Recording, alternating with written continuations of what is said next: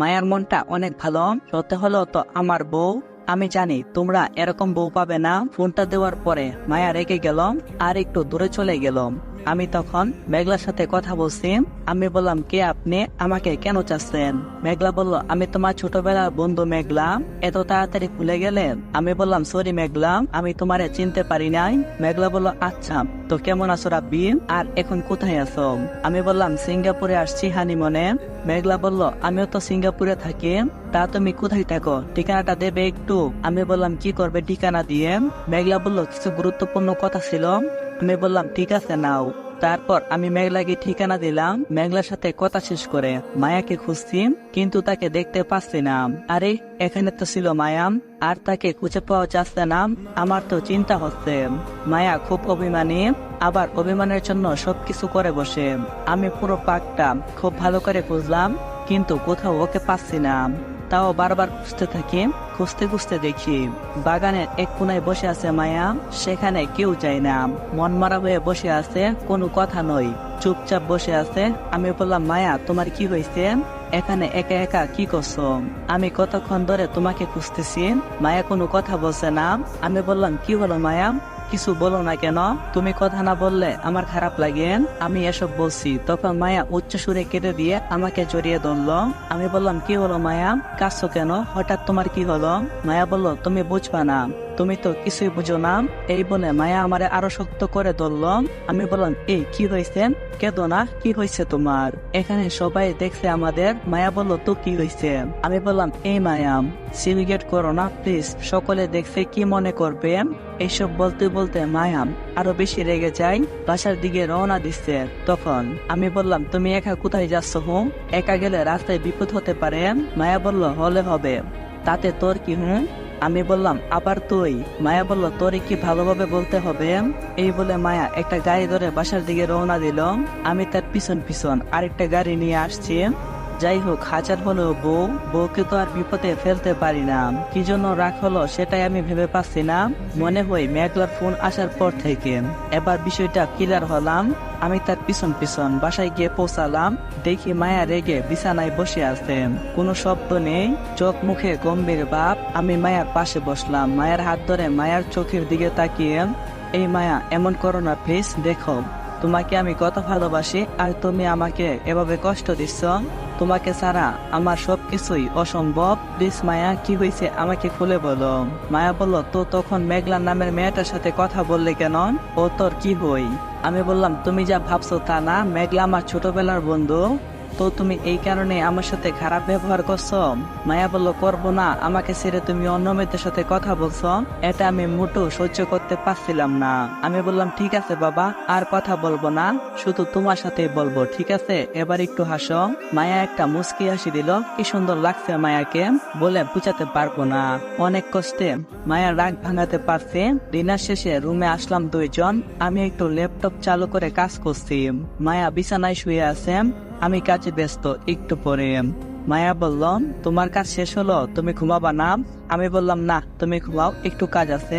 মায়া বলল, আমার ঘুম ধরছে না, তুমিও আসো। আমি বললাম, তাহলে আমি কি করব, তোমার ঘুম আসছে না? মায়া বলল, ঠিক আছে, তোমাকে শুতে হবে না, তুমি তোমার কাজ নিয়ে থাকো। এই বলে মায়া আমার প্রতি একটু রাগ নিয়ে অন্যদিকে মুখ করে শুয়ে আছে। আমি আর দেরি না করে ঘরের আলোটা বন্ধ করি, বিছানায় গেলাম। দেখি মায়া জেগে আছে, এখনো ঘুমায়নি। আমি মায়ের কাঁধে হাত দিলাম। তখন মায়া, এই ছুবে না আমায়, তুমি তোমার কাজ নিয়ে থাকো। আমি বললাম, তুমি তো আমার বউ শোনা, বউ কি এসব বলে? মায়া বলল, তুমি খবরদার, এসব বলে আমার মন জয় করতে পারবে না। হানিমুন করতে আসছো না তো, তুমি কাজ করতে আসছো, যাও কাজ নিয়ে থাকো, বউয়ের কাছে আসতে হবে না। এই বলে মায়া পিছনের দিকে ঘুরল। আমি তো ছেড়ে দেওয়ার পারতো না, একটু জোর করে মায়ের কাতরা ধরে আমার দিকে ঘুরিয়ে নিলাম। আর মায়া শুধু রেখে আমার কাছ থেকে ছুটে পালানোর জন্য জোর করতে। আমি তার হাত দুটো আরো শক্ত করে ধরলাম। দেখি মায়ের চোখ যেন লাল হয়ে আসছে, কিন্তু তার চোখে ভালোবাসার কামনা আমি দেখতে পাচ্ছি। আমি আস্তে আস্তে আমার ঠোঁট তার ঠোঁটে লাগাতেই সে চোখ বন্ধ করলো। আমি আর চোখে তার গালের একটা তেলের দিকে তাকিয়ে আছি। কি মায়াবী চেহারা তার, মনে হয় সারা জীবন ধরে এভাবে দেখি। পরে আর কি ইতিহাস। অনেক শান্তিতে সারা রাত ঘুমাতে পারলাম। সকালে ঘুম থেকে উঠে গোসল করে এসে মায়া ভিজা চুলগুলো আমার মুখে শিরশিরি দেয়। আমি আর ঘুমিয়ে থাকতে পারলাম না, উঠে গেলাম। আমি বললাম, মায়া এত সকাল সকাল কেন আমাকে ডিস্টার্ব করো, যাও তো। মায়া বলল, এই উঠো, গোসল করে আসো, নাস্তা করবো একসাথে। আমি বললাম, না, একটু ঘুমাই, তুমি এখান থেকে যাও। মায়া আর কোনো কথা না বলে আমার হাত ধরে টেনে আমাকে গোসলখানায় নিয়ে আসলো। আমি তো এত সকালে গোসল করব না, কিন্তু মায়া শুনছে না। গোসল করলে খাবার খেতে দেবে, না হলে খাবার বন্ধ। তারপর পানি ঢেলে আমি হঠাৎ মায়ের গায়ে পানি ঢেলে দেই। মায়া বলল, এই কি করলে এটা? আমি বললাম, কই কি করলাম, শুধু আমার বউডারে একটু ভিজিয়ে দিলাম। মায়া বলল, তুমি একটা ফাজিল বর। আমি বললাম, কেন? মায়া বলল, ওই আমি গোসল করছি না, আবার ভিজিয়ে দিলে কেন? আমি বললাম, আমার বউকে আমি যা ইচ্ছে করতে পারি, তাতে তোমার কি? মায়া বলল, তারা দেখাচ্ছি মজা। এই বলে মায়া গোসলখানায় আমাকে মারতে এগিয়ে আসে। পা পিছিয়ে নিয়ে মায়া পড়ে যাবে, এমন সময় আমি তাকে হাত দিয়ে ধরে নেই। মায়া চোখ বন্ধ করে আছে। তারপর মায়ার মুখের দিকে তাকাতে দেখে সে অনেকটাই ভয় পাইছে। কি অপরূপ লাগছে মায়াকে। আমি তার দিকে হা করে তাকিয়ে আছি। তখন মায়া চেয়ে বলল, এই ছাড়ো, তোমার জন্য আমার একই অবস্থা। আমি বললাম, আমি আছি না, আমি থাকতে তোমার কোনো কিছুই হইব না। মায়া বলল, হয়েছে হয়েছে, আর বলতে হবে না, এখন গোসল করে নাও। আমি বললাম, তাহলে একসাথেই করি। মায়া বলল, ছিছি, এসব কি বলো, একসাথে গোসল করলে আমার লজ্জা লাগবে না বুঝি? আমি বললাম, আরে তুমি আমার বউ, লজ্জা কিসের? মায়া বলল, না, আমি পারবো না, তুমি গোসল করো। এই বলে মায়া গোসলখানা থেকে চলে যাচ্ছিল। তখন আমি মায়াকে আমার কাছে নিয়ে জন্নাটা ছেড়ে দেই। দুইজন একসাথে ভিজে গেলাম। যাই হোক, একসাথে গোসলটা শেষ করলাম। আহারে, তুমি তো সিঙ্গেল ভাই, শুধু গল্পই শুনতে পারবা, বিয়ে করে তুমগো ভাইরে দাওয়াত দিতে পারবা না। আর যদি বিয়ে করে দাওয়াত না দাও, সিধা মার ডালেগা। তো এবার গল্পে ফিরে আসি। আর হ্যাঁ, সবাই এই ভিডিওতে কিন্তু একটা লাইক, একটা কমেন্ট আর তোমার বন্ধু ঘরে শেয়ার করে দিও। যারা সিঙ্গেল আছে তাদেরকে। দুইজনে একসাথে গোসল শেষ করলাম, দেওয়ার পরে রুমে আসলাম। এখন কাপড় চেঞ্জ করবো রুমে। হঠাৎ মায়া বলল, এই রুম থেকে বের হো একটু। আমি বললাম, আরে আমি আবার কি দোষ করলাম, কেন রুম থেকে বের হব? মায়া বলল, আমি কাপড় চেঞ্জ করব না বুঝে, এভাবে দেওয়ালে পরে থাকবে কি? বের হো রুম থেকে, আমার লজ্জা করে। আমি বললাম, স্বামীর কাছে কাপড় চেঞ্জ করলে কিসের লজ্জা? আর তোমার এত লজ্জা কেন? দেওয়ালে পরে তোমাকে অনেকটাই সুন্দরী দেখাচ্ছে মায়া। মায়া বলল, যা বলছে। এই বলে আমাকে ঠেলে বের করে দিছে। তখন আমি বললাম, এই দিকে মুখ করিয়ে রাখবো, তোমাকে দেখবো না, ছাও। মায়া বলল, না না, হবে না, এই রুম থেকে বের হতো। আমি বললাম, একটু থাকি না মায়া, সত্যি আমি তোমাকে দেখবো না। মায়া বলল, ঠিক আছে। তখন আমি বললাম, ঠিক আছে। এই বলে মায়া তার কাপড় পাল্টাছে, আর আমি অন্যদিকে মুখ করে আছি। কিন্তু আমার মন তো মানছে না। কি যে ভাড়ের বউ একটা, শুধু লজ্জা করে। আমি আর ধৈর্য ধরে রাখতে পারলাম না, হালকা করে আঙ্গুলের ফাঁক দিয়ে তাকে দেখতে লাগলাম। আর সহ্য করা যায় না। আস্তে আস্তে আমি মায়ের দিকে চুরের মতো যাচ্ছি। মায়া কিছু বুঝে উঠতে পারেনি, আর যেন মায়াকে সত্যি পরীর চেয়ে সুন্দর লাগছে, তাই আলতো করে মায়ার গায়ে হাত দিতেই কলিং বেলের আওয়াজ। দোল শেষ পর্যন্ত রোমান্সটাই মাটি হয়ে গেল। মায়া খুব তাড়াতাড়ি কাপড়টা পরে নিল। এদিকে দরজা না খোলায় কলিং বেল বাজিয়ে চলছে। মনে মনে ভাবছি, এত সময় আবার কে আসলো, আর এখানে তো আমার আপন বলতে কেউ নেই। আমি বললাম, দেখো তো মায়া কে এসেছে, বারবার কলিং বেল চাপ দিচ্ছে। মায়া দরজা খুলতে রুম থেকে গেটের দিকে চলে গেল। দরজা খুলতে মায়া একটা মেয়েকে দেখতে পাই। মায়া তো চমকে উঠে, এত সকালে আমাদের ফ্ল্যাটে এই মহিলা। তারপর মহিলাকে বলল, আপনি কে? আপারে তো ঠিক আমি চিনলাম না। তখন মেয়েটা বলল, আমি মেঘলা, আপনি আমাকে চিনবেন না, রাব্বির ছোটবেলার বন্ধু। রাব্বি কি বাসায় আছে? মায়া বলল, ভিতরে আসুন, রাব্বি রুমে আছে। এই বলে আমাকে ডাকলো। মেঘলা আসার পর মায়ার মনটা অনেকটাই খারাপ হয়ে গেল, গলার কণ্ঠটা ভারী হয়ে গেল। আমি কিছুই বুঝে উঠতে পারলাম না। আমার বউটা এবার তো আমার মারটা লেগা, সিধা মারটা লেগা। আজকে রাতে যে আমার কি অবস্থা হই আল্লাহ জানে। আর এদিকে মেঘলা আমাকে দেখে বলতে লাগলো, কেমন আছো তুমি? অনেকদিন তোমাকে দেখি নাই। আমি বললাম, ভালো আছি, তুমি কেমন আছো? আর তুমি হঠাৎ কেন এলাকা থেকে চলে আসছো? আর আসার পর তো আর যোগাযোগ করলে না। মেঘলা বলল, আমি ভালো আছি, তোমার সাথে আমি অনেকভাবে যোগাযোগ করতে চাইছিলাম, কিন্তু পারি নাই। অনেক কষ্টে তা পেরেছি। তোমারে আমি অনেক মিস করছি। আমি বললাম, আমিও তোমাকে অনেক মিস করছি। মায়ার দিকে তাকিয়ে কথাটা বলছি। এ কথা শুনে মায়া রুম থেকে দ্রুত বের হয়ে গেল। আমি বুঝতে পারলাম আজকে আমার শেষ করে লাইব। যাই হোক, মেঘলার সাথে অনেকক্ষণ গল্প করলাম, একসাথে খাবার খেয়ে মেঘলা চলে গেল। আসলে মেঘলা এখানে একটা অফিসে চাকরি করে, পাশাপাশি লেখাপড়া করে, তাই সে এখানে থাকে। আর আমি আর মায়া হানিমুনে এসেছি সিঙ্গাপুরে। আমাদের হানিমুনটাও শেষের দিকে, আর মার তো কয়েকটা দিন আছে। অনেক সুন্দরভাবে আমি আর মায়া হানিমুনটা করলাম। এখন বাসায় যাওয়ার জন্য রেডি হব, কিন্তু মেঘলা আসাতে মায়া অনেকটাই রাগ করেছে। এই রাগ যে আমি কি করে ভাগাবো তাই মাথায় আসছে না। তারপর মায়ের কাছে গেলাম, দেখি মায়া অজরে কান্না করছে। আমাকে দেখে তার চোখের পানি মুছছে। আমি বললাম, মায়া এভাবে বসে আছো কেন, কাঁদছো কেন? মায়া বলল, তুই আমার সাথে কথা বলবি না? আমি বললাম, আবার তুই করে বলছো কেন, কোনো অন্যায় করেছি? মায়া বলল, বুঝছিস না তুই অন্যায় করছিস, আমারে তোর ভালো লাগে না, সেটা ভালোভাবে বলতে তো পারিস। আমি সব বুঝি। আমি বললাম, মায়া তুমি এগুলা কি বলো? আমি তোমাকে অনেক ভালোবাসি, অনেক ভালোবাসি, অনেক অনেক, যা কখনো শেষ হবে না। মায়া বলল, ভালোবাসুস না ছাই, তাহলে অন্য মেয়ের সাথে এভাবে কথা বলতি? হানিমুনে এসে অন্য মেয়ের সাথে কথা বলস, আবার বলস তুই আমারে ভালোবাসস? আমারে তুই একটুও ভালোবাসস না। আমি বললাম, মেঘলাম ও আমার ছোটবেলার বন্ধু, ওকে নিয়ে বাজে কথা বলবে না। আর হ্যাঁ, আমি তাকে ভালোবাসি না। মায়া বলল, একবার নয় শতবার বলবো, বললে কি করবে? এই নিয়ে কথা বলতে বলতে আমার অনেকটাই রাগ উঠে, আর আমি রাগের মাথায় মায়াকে একটা ঠাস করে থাপ্পড় মেরে দেই। থাপ্পড় খেয়ে মায়া কাঁপতে গিয়ে তারপর কাপড় বেগে গুছাতে শুরু করে। আমি বললাম, দেখো মায়া, রাগ করো না, আমি রাগের মাথায় তোমাকে চোর মেরে ফেলেছি। মায়া কোনো কথা বলছে না, চুপ করে আছে। আমি তখন মায়ার 2 হাত ধরে টেনে তুলে বললাম, মায়া তুমি আমার মুখের দিকে তাকিয়ে আমারে মাফ করে দাও, আমার ভুল হয়ে গেছে। মায়া চুপ করে আছে, নিচের দিকে দেখছে আর চোখ দিয়ে পানি পড়ছে। আমি তখন আমার হাত দিয়ে তার চোখের পানি মুছে দিলাম। দেখি মায়ার চোখ লাল হয়ে গেছে, চোখ দিয়ে ওচরে পানি পড়ছে। তখন আমি মায়াকে বললাম, আর কখনো এমন করব না, যাও কাপড়গুলো রাখো। ওই মায়া, মায়া বলল, তোর কথা কে শুনবে? তুই তো মেঘলাকে ভালোবাসিস, তোর তো আমার প্রতি কোনো টান নেই, তুই তোর বউকে ভালোবাসিস না, একটা মেয়েকে ভালোবাসিস। এই কথা মায়ার মুখ থেকে শোনার পর আমি রেগে না খেয়ে ঘুমাতে চলে গেলাম। মায়া ততক্ষণ সোফায় বসেছিল আর একা একা ভাবছিল। একটু পরে মায়া বিছানায় আসলো। আমি মায়াকে না বলে ঘুমিয়ে গেলাম মায়ের প্রতি রাগ নিয়ে। মায়াও ঘুমিয়ে গেল আমার সাথে কথা না বলে। আমি বিছানার এক পাশ আর মায়া বিছানার ওই পাশ হয়ে শুয়ে আছে। আমাদের মাঝে দূরত্ব সৃষ্টি হয়ে গেল, দুইজন ঘুমিয়ে গেলাম। পরের দিন হঠাৎ সকালে মেঘলা ফোন করে আমার কাছে একটা জরুরি কাজের জন্য, কিন্তু আমি ঘুমাইয়ে থাকার কারণে ফোনটা ধরতে পারলাম না। ওইটা মায়া সকাল সকাল ঘুম থেকে উঠে ধরছে আর দেখে মেঘলার নাম্বার অনবরত কল আসছে। তখন মায়া ফোনটা ধরলাম, ফোন ধরে বললাম, তুমি আবারও ফোন করছো? মেঘলা বলল, আসলে আমার একটা জরুরি কাজের জন্য রাব্বির হেল্প লাগবে। রাব্বি ছাড়া এখানে আমার চেনা মানুষ নেই, প্লিজ ফোনটা রাব্বিকে দেন একটু। মায়া বলল, তুমি আমার ভালোবাসাকে কেড়ে নিতে চাও, বুঝেছি, আর খবরদার রাব্বির ফোনে কখনো ফোন করবে না। এই বলে মায়া ফোনটা কেটে দিল। মেঘলার ফোনটা কেটে দেই।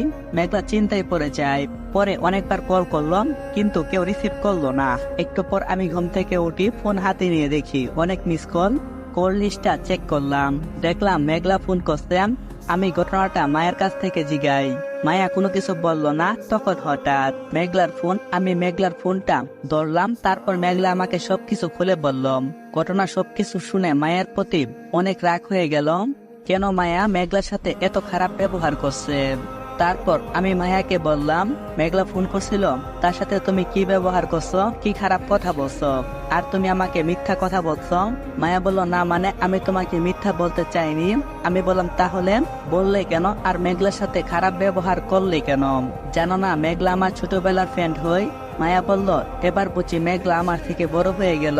আমি বললাম, মায়া তোমার কথা ঠিক করো, তুমি উল্টা পাল্টা কথা বলছো। মেঘলা আমার বন্ধু হই, বুঝলাম। এসব বলতে বলতে মায়া আমার মাঝে ঝগড়া শুরু হয়। দুইজন রাগ করে একে অপরের সাথে কথা বলা বন্ধ করে দিয়ে অন্য রুমে চলে গেলাম। তখন মেঘলা আমার কাছে ফোন করে দরকারি কাজের জন্য যেতে বললাম। আমি তখন মেঘলার কাছে চলে গেলাম। মেঘলার কাজটা শেষ করে রুমে এসে দেখি মায়া রুমে নেই। অনেক খোঁজাখুঁজি করার পরও মায়াকে পেলাম না, তাই মায়ার নাম্বারে কল করি। কিন্তু ওর ফোনটা বন্ধ বলছে, কিছুতেই খুঁজে পাচ্ছি না। আমি তখন কাঁদতে শুরু করলাম। হঠাৎ করে পাগলিটা কোথায় চলে গেল অচেনা শহরে, একটু বকা দিছি, আর এর জন্য আমাকে এত বড় শাস্তি দিল মায়া। আমি তখন রুমে এসে একা একা কাঁদতেছি, চোখের জল পরে যেন ফ্লোরটা ভিজে যাচ্ছে। হঠাৎ যেন রুমের দরজায় লক করছে কেউ। আমি খুশি হয়ে দরজা খুলে দিয়ে দেখি হোস্টেলের ম্যানেজারকে দেখে মনটা খারাপ হয়ে গেল। ম্যানেজার তখন সব কথা খুলে বলল মায়া বাসায় চলে গেছে। আমার খুব চিন্তা হচ্ছে একা একা মায়া বাসায় যেতে পারবে কিনা, রাস্তায় যদি কোনো বিপদে পড়ে। ফোন হচ্ছে সুইচ অফ দেখাচ্ছে। এভাবে বই পেয়ে গেলাম। মায়াকে অনেক ভালোবাসি আমি। মায়ের কিছু হলে আমি নিজেকে কখনো ক্ষমা করতে পারবো না। ম্যানেজার থেকে মায়া চলে যাওয়ার কথা শুনে সাথে সাথে আমি রুম থেকে জিনিসপত্র গুছিয়ে নিয়ে বাসার জন্য রওনা হলাম। তার আগে মেঘলাকে ফোন করে ঘটনা খুলে বললাম, আর সাথে সাথে বাসায় আসার জন্য রওনা দিলাম। 6 ঘন্টা পরে আমি বাসায় পৌঁছালাম। মায়া কয়েক ঘন্টা আগে পৌঁছাইছে। মায়াকে বাসায় একা যেতে দেখে আব্বু আম্মু হতবাক হয়ে গেছিল আর বলেছিল, বৌমা তুমি একা একা আসলে, রাব্বিকে তো দেখছি না। মায়া বলল ওর একটা ছোট কাজ ছিল, তাই আমাকে একা পাঠিয়ে দিয়েছে, কাজ শেষ হলে ও চলে আসবে। আম্মু বলল তোমার কথা বিশ্বাস হলো না। মায়া চুপ করে আছে। আর আমি বাসায় পৌঁছে গেলাম, গেটে ধাক্কা দিলাম। মায়া এসে গেট খুলে দিল, মায়ের সাথে কথা না বলে। বাসার ভিতরে গেলাম। বাসায় যাওয়া মাত্রই ঠাস ঠাস করে 2টা চোর খেলাম। তাকিয়ে দেখি আব্বু আমাকে চোর মেরেছে।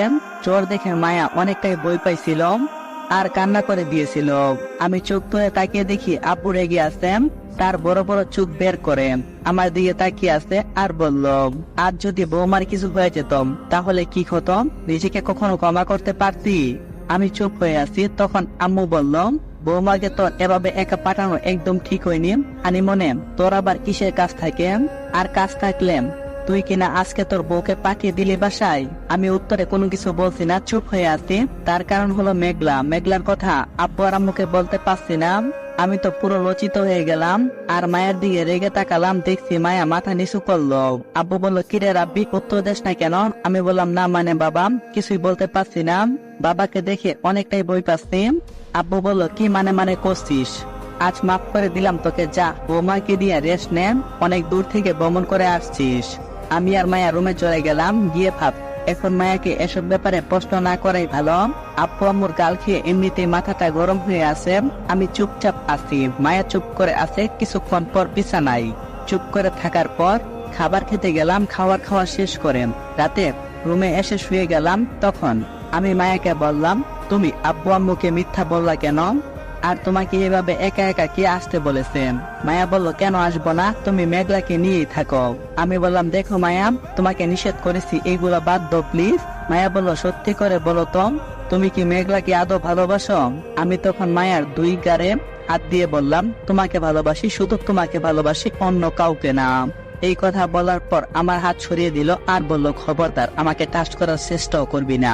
আমি তো আমার বউকে ধরেছি। মায়া বলল, তুমি আমাকে ছুবে না, বেশ, যাও মেঘলার কাছে যাও, ওকে টাচ করো। এই কথা বলার সাথে সাথে মাথাটা যেন গরম আগুন হয়ে গেল। নিজের রাগকে কন্ট্রোল করতে না পেরে ঠাস ঠাস করে আরো 2টা চোর মেরে দিলাম। তখন মায়া কাঁদতে শুরু করলো। কাঁদতে কাঁদতে বিছানায় শুয়ে গেল। আমিও শুইলাম। আমার খুব কষ্ট হচ্ছে মায়াকে চোর মারাই। আমি এক দেখে আর মায়া অন্যদিকে ঘুমিয়ে আছে। আমি তখন নিজেকে একটু শান্ত করে মায়ের কাঁধে হাত দিয়ে ঝাঁকুনি দিলাম। দেখি যে মায়ের চোখ মুখ বেজাম। আমি তখন বললাম, প্লিজ বাবু, আমার প্রতি রাগ করে থেকো না, আমারে মাফ করে দাও, আর কখনো আমার ভুল হইব না। আসলে তুমি আমার মাথাটা গরম করে দিছিলাম, তাই তোমাকে চোর মারছি, প্লিজ আর হবে না বাবু, আর কখনো রাগ করবো না তোমার সাথে। মায়া চুপ করে আছে, কোনো কথা বলছে না। আমার কথা শুনে আরো বেশি কাঁদতে লাগলো আর তার চোখের জল যেন আমি সইতে পারছি না। আমি তখন আমার হাত দিয়ে চোখের জলগুলো মুছে দিলাম। মায়া আমার হাতটা সরিয়ে দিয়ে মায়া অন্যদিকে ঘুরলাম। অনেকবার মায়ের সাথে কথা বললাম, কিন্তু মায়ের কোনো উত্তর আসেনি। একটু পরে দেখি মায়া ঘুমিয়ে গেল। মায়াকে চোর মেরে আমার খুব কষ্ট হচ্ছে, তাই ঘুম ধরছে না চিন্তায়। অনেক রাত হয়েছে, আর কখন যে ঘুমিয়ে গেছি বুঝতে পারিনি। সকালে অনেক দেরিতে ঘুম ভাঙলো। গভীর রাত ভরে জাগার কারণে ঘুম থেকে উঠতে অনেকটাই লেট হয়ে গেছে। মায়াকে চা নিয়ে আসার জন্য ডাকতেছি, কিন্তু সাড়া পেলাম না। তাই বিছানা থেকে উঠে রুমের বাইরে মায়াকে খুঁজতেছি, কিন্তু কোনোভাবে মায়াকে দেখতে পাচ্ছি না। এই সময় আমি মাকে দেখে মায়ের কথা জিজ্ঞাসা করলাম। আম্মু বলল, বৌমা তো তার বাবার বাসায় চলে গেল একটু আগে। বৌমাকে নাকি তার বাবা অনেক দেখতে ইচ্ছে করছিল, তাই আমি বললাম কি মায়া তোর বাসায় চলে গেছে? তখন আম্মু বললো কেন বাবা, তুমি জানো না? আমি তখন কোনো কিছু না বলে মায়াকে বারবার ফোন করতে লাগলাম। অনেকবার কল করার পর মায়া ফোনটা ধরলো। মায়া বলল বারবার কেন ফোন করছো, আমাকে খবরদার ফোন করবে না, আমার সাথে তোমার কোনো কথা নেই। তখন যেন আমার মাথাটা এলোমেলো হয়ে গেল। আমি বললাম দেখো বাবু, আর রাগ করো না, আমাকে ক্ষমা করে দাও প্লিজ, আমি ক্ষমা চাচ্ছি তোমার কাছে, প্লিজ আমারে ক্ষমা করে দাও, আর কখনো হইব না। মায়া বললো যা মেঘলার কাছে যা, আমাকে ভালোবাসলে এরকম আমাকে মারতি না। আমি বললাম বারবার মেঘলার কথা বলার কি আছে, হঠাৎ এমন ব্যবহার করছো কেন, এখনই বাসায় আসো। মায়া বললো না যাবো না, কি করার করো। আমি বললাম দেখো মায়া, এটা কিন্তু বাড়াবাড়ি হচ্ছে, এরকম করতে পারো না তুমি। মায়া বললো কিসের বাড়াবাড়ি হচ্ছে, তুমি খবরদার আমাকে আর ফোন করবে না, আর কোনোভাবে যোগাযোগ করার চেষ্টা করবে না। অনেকটাই রেগে কথাগুলো বলছে সে। আমি বললাম মানে তুমি কি বলতে চাচ্ছ? এই বলতে মায়া ফোনটা কেটে দিল। আমি বেশ অনেকবার মায়া ফোনে কল করলাম, কিন্তু মায়া ফোন বন্ধ করে রাখছে। খুব রাগ হলো, ভাবছি আর জীবনে মায়ের সাথে কথা বলবো না। কিন্তু আমি খুব চিন্তায় পড়লাম, আমার অনেক কষ্ট হচ্ছে, কি জন্য যে এত কষ্ট পাচ্ছি নিজেও জানি না। বেশ কয়েকদিন কেটে গেল, কিন্তু মায়ের কোনো সারা শব্দ পেলাম না।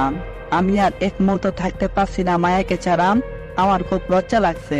আমি তাকে বারবার ফোন করছি, কিন্তু ফোন সুইচ অফ। তাই মায়ার বাবার কাছে ফোন করে মায়াকে ফোন দিতে বললাম, কিন্তু মায়ার বাবা বলল আমার সাথে নাকি মায়া কথা বলবে না। সাথে সাথে মনটা ভেঙে গেল। আমি ভাবলাম এখনো দেখি ও রাগ করে আছে আমার প্রতি, তুই এমন কেন রে মায়া, কেন বুঝছ না আমার ভালোবাসা? মনে মনে এসব ভাবছি, আর নিজেকে নিজেই প্রতিজ্ঞা করলাম আর কখনো মায়ের সাথে কোনোদিন কোনো যোগাযোগ আমি করব না। তাই আমি আর মায়ের সাথে কোনো যোগাযোগ করি নাই। অনেক কষ্টে দিনগুলো যাচ্ছে, শুধু মায়ার স্মৃতিগুলো মনে পড়ে। এই দুইটা চোখ শুধু মায়াকে খুঁজে, এই মনটা বেকল হয়ে পড়ে। তার সাথে একটুখানি কথা বলার জন্য কয়েক মাস পর হঠাৎ মায়ার বাবার ইমার্জেন্সি ফোন। আমি ফোন ধরলাম, সালাম দিলাম। সালাম দিয়ে মায়ার বাবা যা বললো তা ছিল এরকম, রাপি তুমি কোথায় আসো, তাড়াতাড়ি চলে আসো, মায়ের অনেক পেট ব্যথা, খুব তাড়াতাড়ি আমার বাসায় আসো, মায়া খুব কান্না করতেছে, ডাক্তারের কাছে নিয়ে যেতে হবে, আর এরকম তোমাকে খুঁজছে। মায়ের কথা শুনে মনটা যেন ভেঙে চুরমার হয়ে গেল। নিজের আবেগকে কন্ট্রোল করতে পারলাম না, চোখ দিয়ে আপনি পানি জ্বলছে। নিজের ভালোবাসার মানুষের এরকম পরিস্থিতি কেউ সহ্য করতে পারবে না। তখন আমি অনেক কান্না করে আর ফোনটা নিচে পড়ে গেল। আমি কোন রকমে তাড়াহুড়া করে বের হয়ে মায়ের বাসার দিকে রওনা দিলাম। আর বাবা মাকে বলতে মনে ছিল না, একটু পর মায়ের বাসায় চলে এলাম। বাসায় ঢুকে শাশুড়ি আম্মার সাথে দেখা হয়ে গেল। ওনার সাথে দেখা হয়ে ভালোই হলো। জিজ্ঞাসা করলাম মায়া কোন রুমে আছে? উপরের রুমে আছে। বলার পর দৌড়ে সেই রুমে চলে গেলাম। মায়া আমার দিকে তাকিয়ে আছে চল চল করে আমার চোখের দিকে, চোখ দিয়ে অজরে পানি পড়ছে। মায়ের কান্না দেখে আমার বুক ফেটে যাচ্ছে। রুমে ঢুকতে মায়ের প্রতি রাগ অভিমান যেন সব হারিয়ে গেল। আমি তখন মায়ের সাইডে বসলাম, তখন মায়া অন্যদিকে মুখ করে আছে। আমি তার চোখের পানি কোনো মুছে দিতে গেলে ও হাত ছড়িয়ে দিল। তখন আমি কাঁদো কাঁদো কণ্ঠে বললাম, এই মায়া কি হয়েছে তোমার, কান্না করছো কেন, এমন করছো কেন? কিছু হবে না, আমি এসেছি, তুমি দেখো সবকিছু ঠিক হয়ে যাবে। মায়া আমার এরকম করুণ কথা শুনে আরো কান্না শুরু করে দিল। আর আমি নিজেকে কন্ট্রোল করে রাখতে পারিনি, অচরে কান্না করে দিলাম। চোখ দিয়ে অজরে পানি পড়ছে। আমি বললাম প্লিজ মায়া আমার সাথে একটু কথা বলো, তুমি কথা না বললে আমার বুক ফাটে যাবে, আমি মরে যাব। মায়া বলল এতদিন পরে তোমার আমার কথা মনে হলো, এই ভালোবাসা তোমার? আমি বললাম তুমি তো বলছো কোনো যোগাযোগ না করতে, তাই তোমার যেন কোনো কষ্ট না হয় তাই যোগাযোগ করিনি। মায়া বলল তুমি আমার এখনো মনটাই বুঝলা না, যদি তুমি আমাকে বুঝতা তাহলে তুমি আমাকে ছেড়ে কখনো থাকতে পারতে না। একবারও তুমি আমাকে ফোন করোনি, জানো তোমার একটা ফোনের আশায় আমি কত রাত জেগে থাকতাম। আমি বললাম ওই পাগলি, আমার ভুল হয়েছে, আর জীবনে এরকম করব না। এই বলে মায়াকে জড়িয়ে ধরলাম। জড়িয়ে ধরে বললাম মায়া তোমাকে আমি অনেক মিস করছি, তোমাকে ছাড়া আমি কোনোদিন যাব না আর। মায়া বলল এই রাব্বি আমার পেটে অনেক ব্যথা করছে। এই বলে সে কান্না করে দিল। অ্যাম্বুলেন্সকে কল করে নিয়ে আসলাম। মায়াকে নিয়ে বড় একটা প্রাইভেট হাসপাতালে আসলাম। মায়াকে হাসপাতালে ভর্তি করলাম। ডাক্তার সাহেব মায়ার কিছু টেস্ট করলো। টেস্ট রিপোর্ট আমার হাতে এলো এবং ডাক্তার সাহেব বললো মায়াকে খুব তাড়াতাড়ি অপারেশন করাতে হবে। আপনারা হয়তো বুঝতে পারছেন না কেন মায়ের এরকম হচ্ছে, তাহলে শুনেন। আমি একদিন মায়াকে কফি নিয়ে আসার জন্য বলছিলাম, তখন মায়া কফি আনতে যাবে, তখন তার হাত থেকে কাপটা পড়ে গেল আর সে মাটিতে পড়ে গেল। আর সে অনেকবার বমিও করেছিল। আমি অনেকটাই ঘাবড়ে গেছিলাম যে কি না কি হয়। তারপর মায়াকে ডাক্তার পরীক্ষা করে আর বলে আমি বাবা হতে চলেছি। তখন আমি খুশিতে আত্মহারা হয়ে গেছিলাম, মায়াকে জড়িয়ে ধরেছিলাম। ডাক্তার আমাদের জড়িয়ে দেখা দেখে লজ্জায় মুখ ফিরিয়ে নিল মায়া।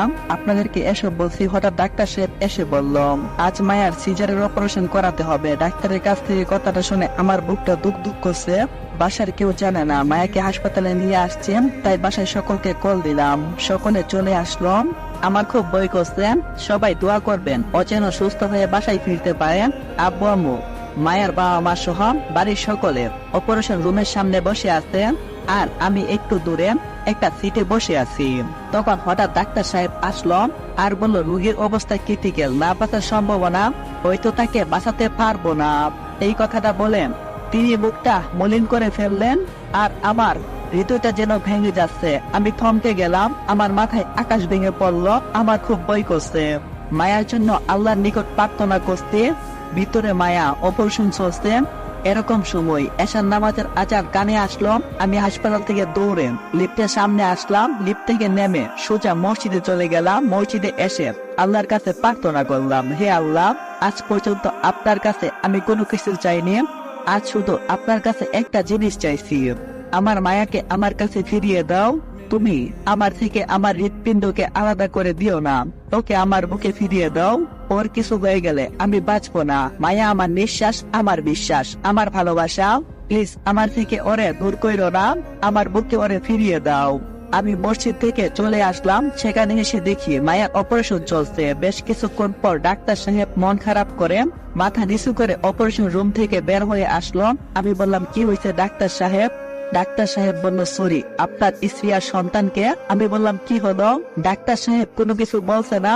আমি শুধু তাকে বললাম কি হলো ডাক্তার সাহেব, আপনি কথা বলছেন না কেন, চুপ কেন, ওদের কি হয়েছে, ওরা কেমন আছে? তখন ডাক্তার সাহেব বলল চিন্তার কোনো কারণ নাই, ওরা দুইজনেই সুস্থ আছে। আমি ডাক্তারকে ধন্যবাদ জানিয়ে এক দূরে অপারেশন রুমে ঢুকলাম। অপারেশন রুমে ঢুকে দেখি মায়া ফুটফুটে একটা বাচ্চা নিয়ে বেডে শুয়ে আছে। আমি গিয়ে মায়ের পাশে বসলাম। ওকে দেখে আমার দু চোখ দিয়ে পানি চলে আসলো, তবে এটা কষ্টের না, চিরসুখের। মায়া বলল এই তুমি কান্না করছো কেন? তুমি বেঁচে থাকতে তোমার মায়ের কিছু হতে পারে না। আমি বললাম তুমি আমাকে ছেড়ে যেও না প্লিজ, আমি তোমাকে ছাড়া বাঁচবো না মায়া। মায়া বলল আমি তোমাকে ছেড়ে কোথাও যাব না। এই বলে মায়া বলল আমার কাছে আসো। আমি মায়ের কাছে যেতে মায়া আমাকে জড়িয়ে ধরলো। আমাদের এই অবস্থা দেখে সবাই মিটি মিটি হাসছেন, কিন্তু আমার বুকের ভিতরে হাহাকার কেউ দেখলো না। মায়া বলল এই ছাড়ো, সবাই দেখছে তো? আমি বললাম না, দেখলে দেখ, তুমি আমার বউ। আর আপনারা কি দেখছেন? হ্যাঁ, আমার মায়া সুস্থ আছে, আমার কলিজা। আপনাদেরকে এই কথাটা বলে আমি মায়াকে শক্ত করে জড়িয়ে ধরলাম, বুকের ভিতরে নিলাম। ওকে বুকের ভিতরে নেওয়া যে দুনিয়ার সবচেয়ে বড় সুখ, সেটা আমি উপলব্ধি করতে পারলাম। আমার পাশে এখন ফুটফুটে একটা আদর করার মতো বাবু আছেন। আর আপনাদের বিয়ে তো হই নাই, বাবু আসবে কোথা থেকে? সবাই আমাদের জন্য দোয়া করবেন। তো রাব্বি ভাইয়ের গল্পটা এখানেই সমাপ্ত হলো। আশা করি খুব তাড়াতাড়ি নতুন গল্প নিয়ে আসবো। আর গল্পটা কেমন হয়েছে অবশ্যই কিন্তু কমেন্টে জানাও। আর কে কোথা থেকে গল্পটা দেখতেছ অবশ্যই বলবা। আর ভালো থাইকো সবাই। আল্লাহ হাফেজ গাইস।